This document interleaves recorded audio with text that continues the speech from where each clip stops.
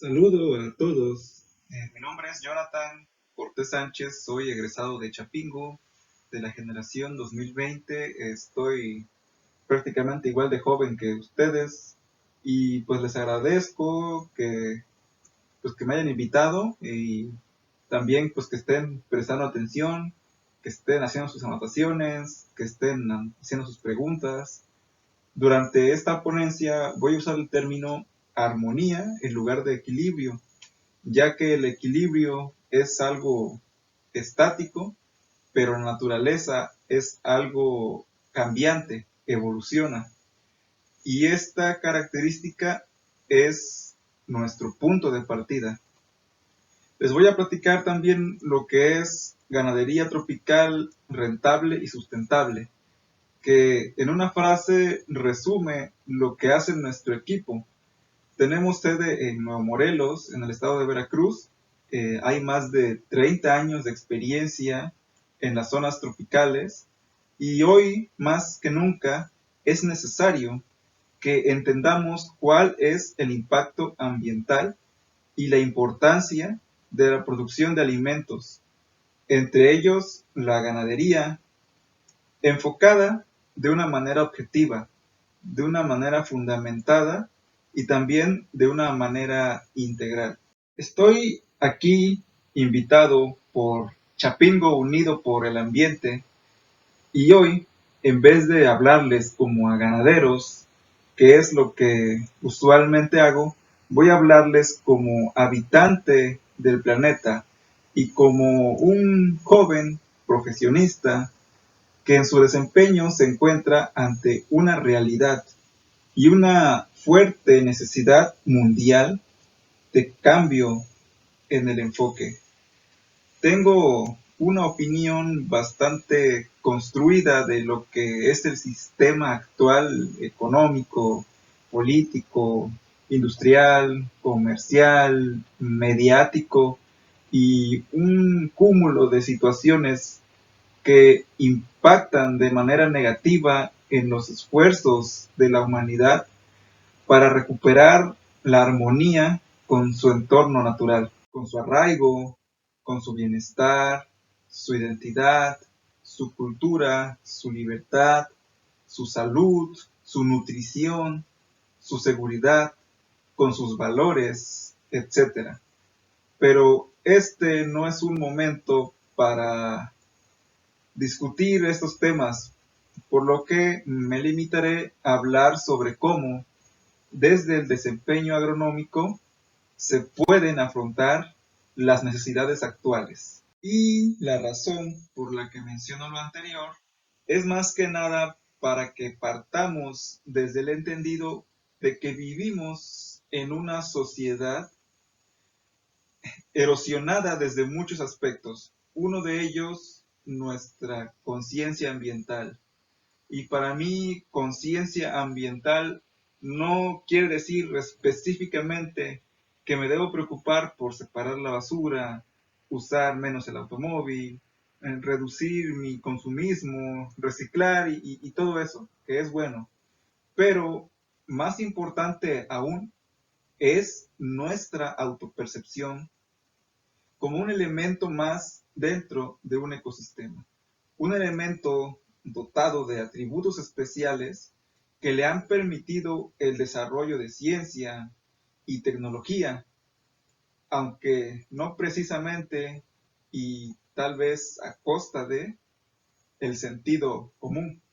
La razón lógica por la que debemos reintegrarnos y armonizarnos con nuestro entorno natural es que por más especiales, únicos y detergentes que nos hayamos creído en el último par de milenios, dependemos de los mismos elementos que dependen los demás seres vivos. Somos parte de un ecosistema y la agronomía, en cualquiera de sus especializaciones, debería percibirse a su vez como un análisis de la ecología y su interacción con las necesidades de la humanidad. El suelo es literalmente la base de los ecosistemas. y tiene interacción con todo lo que lo rodea. La diferencia entre un suelo fértil y un infértil es esta cantidad de interacciones. El suelo se puede analizar desde dos ramas de su ciencia: la edafología, que estudia las interacciones del suelo y los seres vivos, y la pedología, que estudia la morfología, el origen y la clasificación de los suelos. Así que a muchos agrónomos nos dieron la materia equivocada o con el nombre equivocado, pero lejos de motivo de queja con el programa, pues debe ser una razón para ponernos pilas como profesionistas y no conformarnos con el concentrado de información que se nos proporciona en los breves años de estudios universitarios. Bueno, desde el punto de vista más básico, está compuesto de minerales, es decir, elementos químicos que reaccionan al ambiente. Y estos elementos, teóricamente, pueden estar inertes, sin vida. De hecho, en un principio, así estaban. La vida está compuesta de elementos químicos animados por medio de un evento que aún suscita estudios y polémica.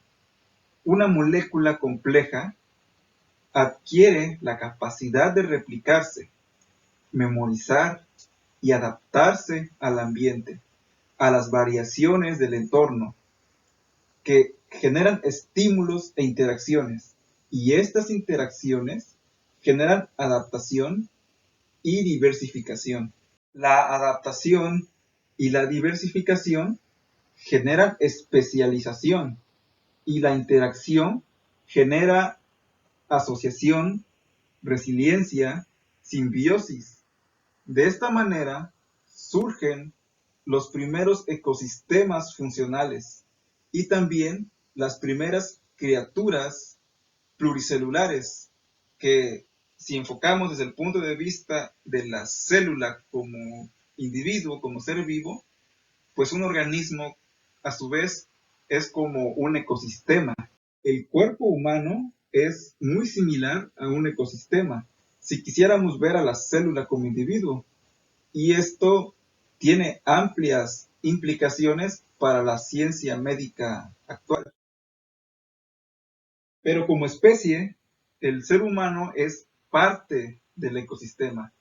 Entendamos que estamos estrechamente unidos al ambiente y que no solo es un tema más de moda por el que la gente quiere llamar la atención, sino es la base sobre la que se fundamenta el futuro de nuestra especie. En este contexto, vale la pena detenerse a analizar los elementos químicos, no solo como constituyentes, sino como piezas clave en el funcionamiento y desempeño de los organismos, y poner un énfasis especial en la importancia de los minerales, de los elementos del suelo, como estructura, cofactores de enzimas, iones, etc. Y más aún en las implicaciones de la ausencia o presencia de microminerales, aquellos que se necesitan en pequeñas cantidades para los organismos. El gen es la unidad básica de almacenamiento de información biológica.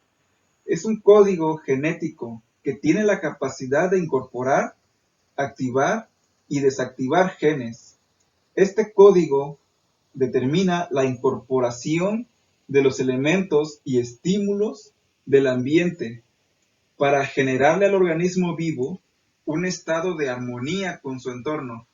La epigenética nos indica la activación o desactivación de genes como respuesta a los estímulos del entorno.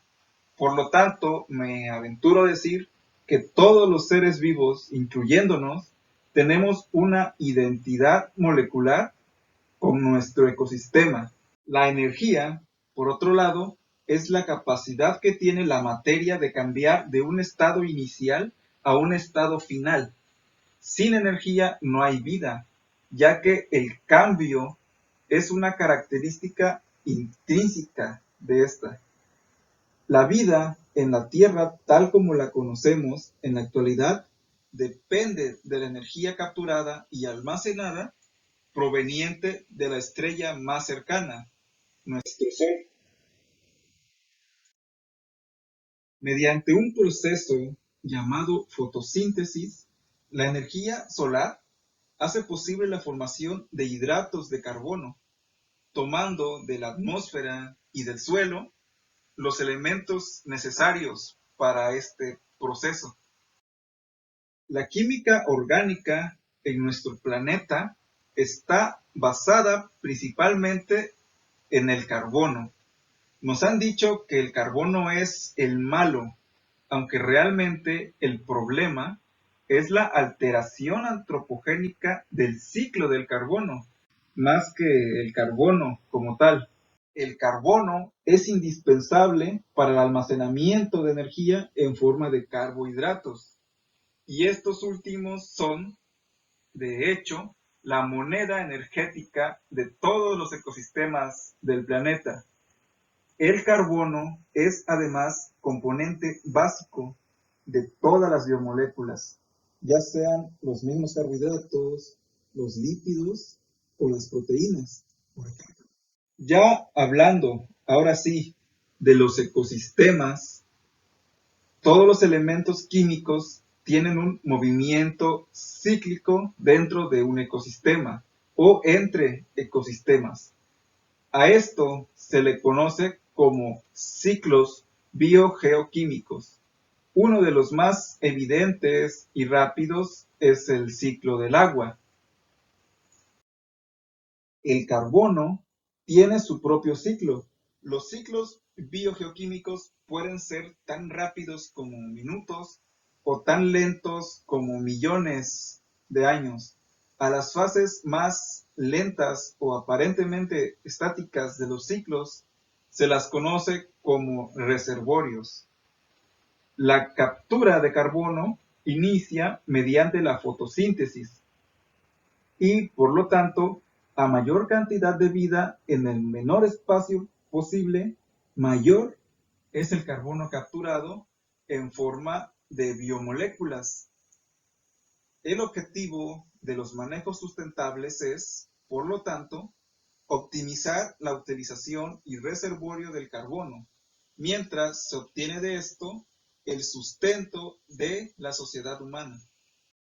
El sumidero y reservorio de carbono por excelencia en los climas tropicales y especialmente en los climas húmedos y en muchos climas es la madera.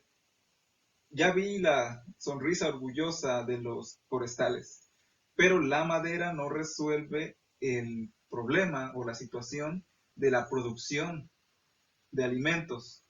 La alimentación es la forma mediante la cual todos los seres vivos, incluyéndonos, se insertan en todos los ciclos biogeoquímicos para sobrevivir. La cadena trófica es el proceso de transferencia de elementos químicos de una especie a otra dentro de un ecosistema. El objetivo de la alimentación, contrario a lo que parece creer la industria alimentaria actual, es obtener los elementos nutrientes que son indispensables para la vida porque tienen una función en el organismo. Cada integrante del ecosistema está preparado para asimilar los nutrientes disponibles en su nicho ecológico. Las interacciones de cada ser vivo y su valor biológico dentro del ciclo, es decir, su aporte al flujo de nutrientes, es distinto para cada miembro del ecosistema, para cada especie. Por eso, la biodiversidad es la base de una alimentación saludable. Si el suelo no está saludable, las plantas no están bien nutridas y el resto del ecosistema es vulnerable. incluyéndonos. Entonces, lo que necesitamos y debe ser el nuevo enfoque de la sobrevivencia humana no es la formación y cuidado de cultivos de manera artificial, industrial, masiva y con un coste energético ridículo, con la finalidad de obtener consumibles para la ciudad, para el mercado, que además es un producto de la misma industrialización. Se trata más bien de formar ecosistemas complejos y resilientes que optimicen la obtención de recursos de manera sustentable. Es mediante esta clase de conciencia ambiental que las comunidades se reconectan con su fuente de vida, con su nicho en la naturaleza, con su sabiduría, con sus ancestros, y además pueden mejorar su economía, su nutrición y frenar el abandono del medio rural, que es una situación real actual. Debemos integrarnos en el ecosistema local, que ya está determinado por la adaptación de los seres vivos a los estímulos de ese entorno, el clima, el suelo, la topografía. Por lo tanto, es necesario que el agrónomo salga del laboratorio, de la biblioteca, salga del taller, del salón de clases y se enfrente en serio a la comprensión del ecosistema y la biodiversidad en cada sitio, incluyendo al ser humano y por ende a las comunidades como un componente. De haber hecho esto los últimos 50 años, tendríamos más casos de soluciones reales e integrales a los problemas locales de cada sitio, en lugar de más artículos, patentes, monocultivos, acarreo de materias primas, paquetes tecnológicos que incluyen venenos, programas electoreros y productos para venta. Si entendemos el flujo de la energía y los elementos dentro del ecosistema, entonces podemos insertarnos de manera efectiva y sobrevivir obteniendo los recursos que necesitamos. Eso sí prospera, eso sí es bienestar. Así sí se abren oportunidades. Los herbívoros tienen la capacidad de aprovechar el material vegetal. Ya vimos que las plantas convierten la energía del sol y el carbono en bioenergía. Entonces los animales, especialmente los rumiantes, son capaces de digerir los tejidos vegetales más fibrosos y de más rápido crecimiento, que son los forrajes, y mediante la acción microbiológica convertirlos en compuestos asimilables, ya sea para fertilizar el suelo o para pasar a un siguiente escalón de la cadena en forma de alimentos de un alto valor nutricional.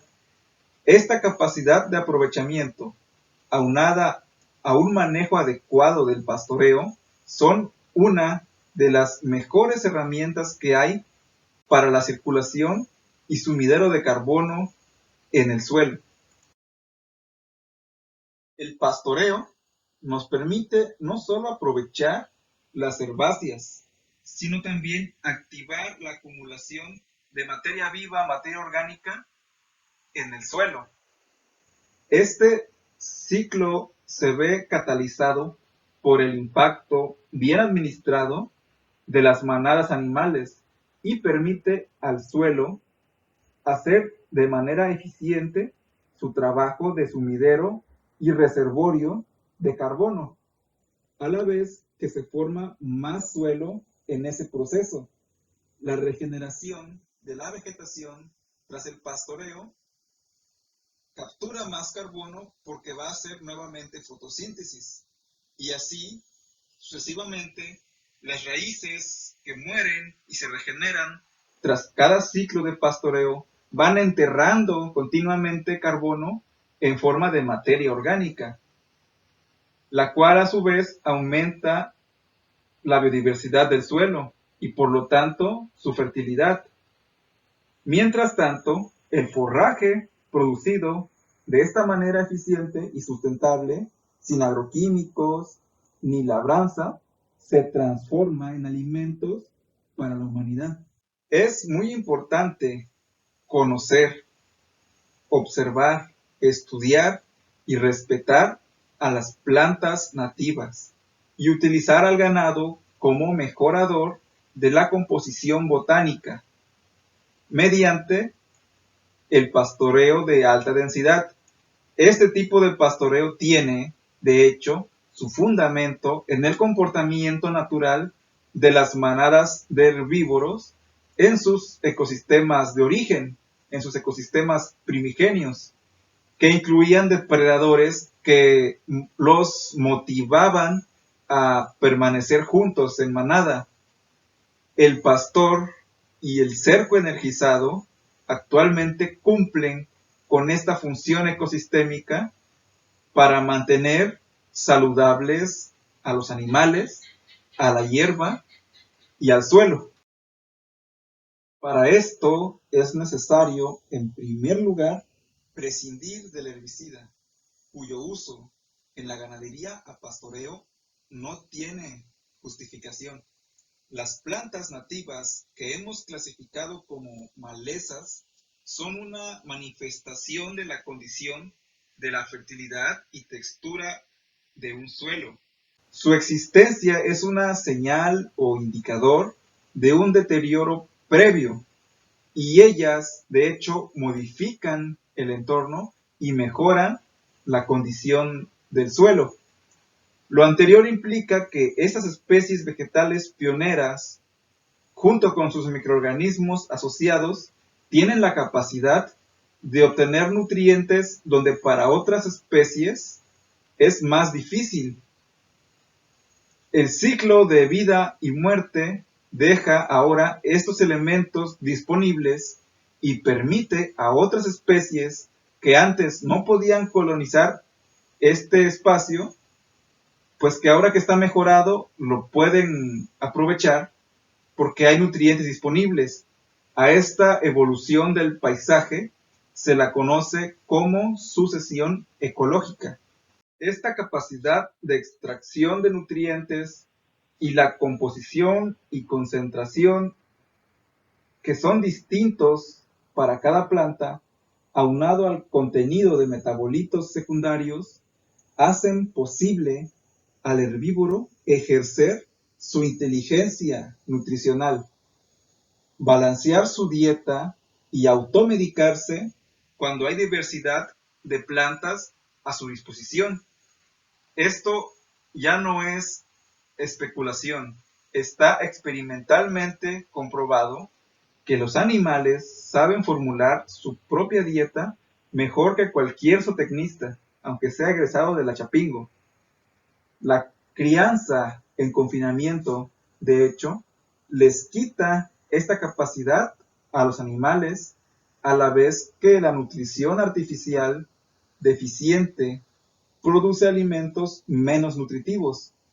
Incluso los seres humanos tienen o deberíamos tener inteligencia nutricional, aunque los productos chatarra con sustancias que generan adicción o dependencia metabólica y las estrategias de mercado se han encargado de que la perdamos y de que ya ni las frutas y verduras tengan lo que deberían tener en cuanto a perfil nutricional y en su lugar pues sí contienen residuos de veneno.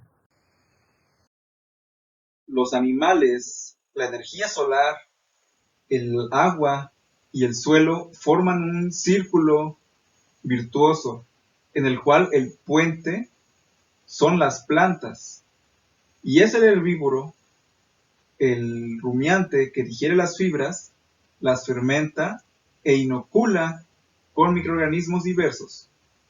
El suelo recibe esta fuente de nitrógeno y carbono, y los microorganismos lo utilizan como alimento para poder aprovechar los minerales y hacerlos disponibles. Y las plantas pagan con fotosintatos o con glucosa estos minerales y reciben también una parte del nitrógeno fijado por los microorganismos. El animal consume este forraje enriquecido y mejora su nutrición. Se producen alimentos muy completos, limpios y de buena calidad para el consumo humano. Las plantas, especialmente en los climas tropicales húmedos, evolucionaron para ser simbióticas e interdependientes con los microorganismos del suelo. Otra herramienta del ecosistema es el uso estratégico de las especies leñosas, arbustos y árboles dentro de la sucesión ecológica. En los ecosistemas que ya están degradados, existen plantas capaces de ejercer la función de madrinas o de nodrizas de otras especies, por ejemplo, de árboles. Este apadrinamiento es nutricional y es defensivo y es mecánico. Se pueden usar, por ejemplo, especies espinosas o poco apetitosas para los animales como defensoras de árboles de alto valor durante las primeras etapas de su desarrollo, y así evitamos que el ganado las ramonee o que las quiebre cuando se rasca. La necesidad de eliminar la vegetación nativa es uno de los mitos mercantiles más grandes de la ganadería tropical, que justifican el uso indiscriminado de venenos y combustibles.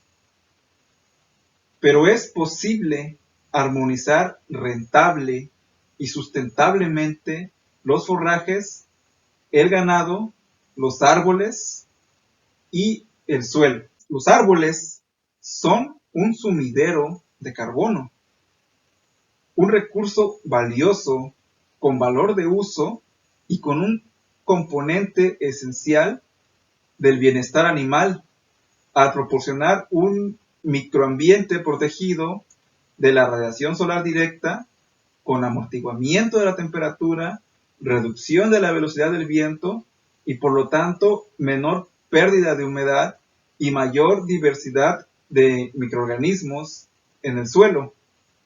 Hoy, en la vida real del medio rural, con la falta de mano de obra, los precios en alza de los insumos agropecuarios y los combustibles, y la ineficaz sucesión generacional, porque los jóvenes no se están quedando en la producción primaria, muchos predios de uso del suelo ganadero convencional se están transformando en vegetación secundaria. Investiguen de tarea lo que es vegetación secundaria. Utilizando las estrategias adecuadas, esta situación es, de hecho, una oportunidad muy grande y un avance para el establecimiento de sistemas silvopastoriles de alta resiliencia, de alta biodiversidad y de bajo costo, aprovechando el desarrollo de la vegetación nativa. El pastoreo en la plantación forestal de monocultivo es una herramienta para reducir los costos de mantenimiento y evitar el uso de herbicidas y combustibles adicionales, mientras, por otro lado, se están produciendo también alimentos. Sin embargo, se ha observado que las maderas tropicales preciosas, nativas, de la etapa clímax del ecosistema selva, especialmente las maderas densas, producen fustes más rectos, crecen más rápido y se mantienen más saludables y libres de plagas cuando están en alianza con otras especies de árboles. Esta vegetación está poniéndoles el escalón natural, las alianzas microbianas y la protección necesaria para el desarrollo sano y natural de una planta que evolucionó para estar en las últimas etapas de formación de la selva, cuando ya hay otros árboles de las etapas anteriores. El mayor reservorio de carbono en los climas tropicales, especialmente los climas húmedos, que son altamente dinámicos y que reciben enormes cantidades de precipitación, no es la acumulación en el suelo, sino en los árboles. De hecho, la mayor parte de materia, energía, carbohidratos y compuestos diversos se acumulan y se encuentran en constante movimiento en forma de materia viva en la simbiosis y las cadenas tróficas en una especie de espiral infinita. El clima tropical no subsiste en la simplificación, en los monocultivos. Solo se necesita presenciar, escuchar y observar la situación actual de degradación y empobrecimiento, tanto de recursos como socioeconómicamente hablando, pues para comprobarlo. Allá afuera nos están acusando a los agrónomos, justificadamente, a mi parecer, de ser protagonistas de la degradación de los ecosistemas. Urge un cambio de paradigma, un cambio de chip. No podemos seguir proponiendo lo mismo de siempre. Ahora nos toca a nosotros ser los agentes de cambio y más vale que ese cambio tenga de trasfondo una verdadera conciencia ambiental. Un punto muy importante es el agua. Ese ciclo biogeoquímico tan dinámico e indispensable y que sin embargo parece no importarnos lo más mínimo. El agua tiene dos tipos de ciclo, uno corto y uno largo, que se les quede de tarea. El ciclo del agua se ve favorecido en estos ecosistemas silvopastoriles con especies nativas como el que estuvimos viendo por el aumento de la materia orgánica que retiene la humedad. Las galerías formadas por las raíces y también por los bichos que viven en el suelo ayudan a la infiltración del agua. El suelo, siempre cubierto del sol y del viento, se deseca menos y mantiene la humedad. La pezuña del animal, la pezuña de los bovinos, ayuda a darle un masaje al suelo y romper las costras que se llegan a formar por el impacto del agua cuando el pastoreo se hace bien, obviamente. La evapotranspiración genera más nubes, la evapotranspiración de la vegetación, la evapotranspiración de los árboles, participa en la generación de nubes y también pues se recargan los mantos acuíferos por la infiltración, o sea que un árbol tanto inyecta agua hacia arriba como inyecta agua hacia abajo, cualquier planta, pero pues especialmente los árboles, que además, como tienen copas altas, amortiguan el goteo y reducen también la velocidad de escurrimiento del agua, lo cual a su vez pues evita la erosión del suelo.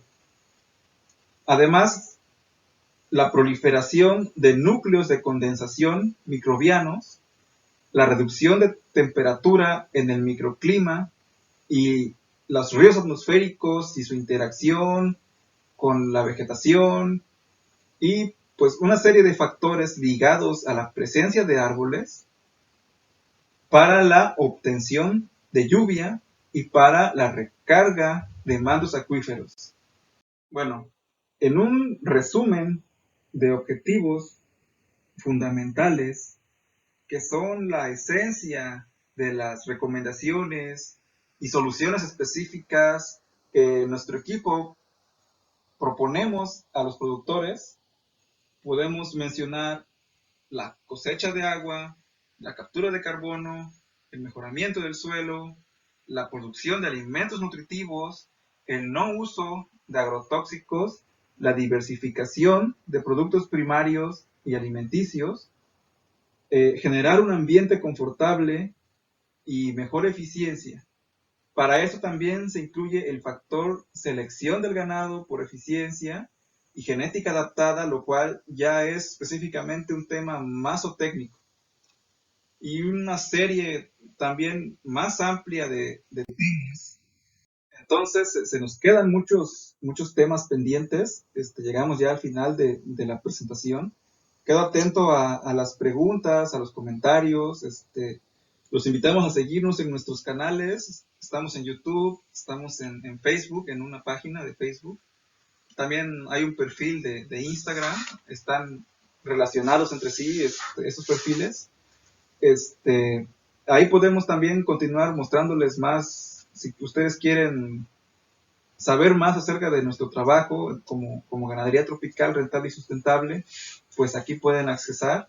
Pues no me queda más que darles las gracias por esta jornada de explicaciones. También les podría recomendar algunos libros.